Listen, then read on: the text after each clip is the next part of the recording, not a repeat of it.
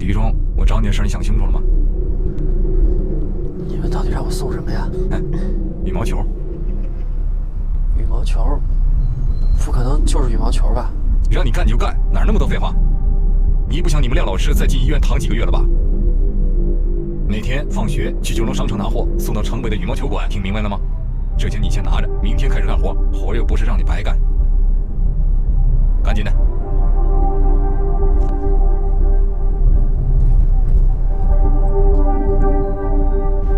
你好，是飞哥让我来送羽毛球的。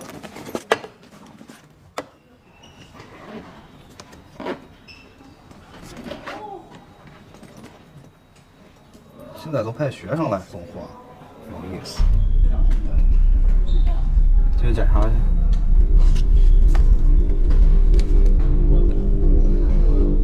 第一次干，以后慢慢就好了。好了没？没问题。哎，你上次说廖老师带你去的什么地方来着？我也不知道那是什么地方，反正是个海边的悬崖。廖老师跟我说，他有个兄弟从那儿掉下去了，然后还说了很多过去的事儿。过去的事儿？过去什么事儿？廖老师以前应该是道上混的，而且有一帮不错的兄弟。不过一个死了，一个残废了，还有一个不知所踪。我去，廖老师原来是黑道大哥啊！哎，还跟你讲什么事儿啊？跟我说仔细点呗。还怎么仔细啊？他一共就跟我说这么多。这么牛逼的事儿你就说成这样啊？再仔细点。你特别想知道啊？啊，你不是自己去问去。你这么无聊啊你？好，报告。廖老师，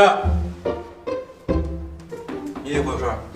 你能给我们讲讲你以前的事儿吗？我的事儿？我什么事儿？老师，你别装了，关木鱼都跟我们说了。就是啊，你不能光跟他说，不跟我们说呀。哎呀，老师，你就跟我们讲讲吧，你以前到底是不是黑社会大哥呀？怎么你们对出来混黑社会很感兴趣吗？对呀对呀。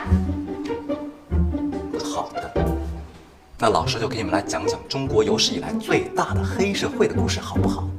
好。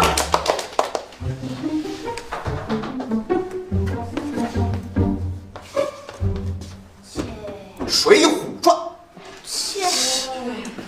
报告。为什么最近总是迟到呢？路上堵车。好了，回去坐吧。接下来找一位同学朗诵一下《陈涉世家》。叶玉虎，你来背一下。